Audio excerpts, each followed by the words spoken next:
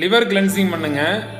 அடிக்கடி உங்களுடைய கல்லீரலை சுத்தம் பண்ணுறதுக்கான முயற்சிகளில் ஈடுபட்டீங்க அப்படின்னா எந்த விதமான தேக வியாதியும் இல்லாமல் பலன்னு இருப்பீங்க. அவ்வளவு ஆனந்தமாக இருப்பீங்க, அழகாக இருப்பீங்க, மிக பிரமாதமான நபராக நீங்கள் இருப்பீங்க. உங்களை பார்க்கும்போது பொலிவு நிறைந்த ஒரு மனிதராக தெரியணும் அப்படின்னா உங்கள் உடம்புல குப்பை இருக்கக்கூடாது. முக்கியமாக எங்கே இருக்கக்கூடாதுன்னா கல்லீரலில் இருக்கக்கூடாது. கல்லீரல் அப்படிங்கிறது ராஜ உறுப்புல முதல் உறுப்பே கல்லீரல் தான். பேரே பாருங்க, கல் ஈரல். கல் மாதிரி இருக்கும்.